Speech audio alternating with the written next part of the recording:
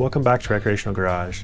To commemorate 1 year on YouTube working on this Mustang, I thought we'd do a quick review, showing some of the rusty floors that we've been through and all the giant mess that was, and then moving on to the mini tubs and subframe connectors, and all the custom rear suspension, getting the Fox rear suspension in there on the big tires, and doing the AJE fronts, getting that AJE front K-member in, as well as the shock towers, and then getting back to rear suspension once we had some parts come in, just wrapping everything up back there.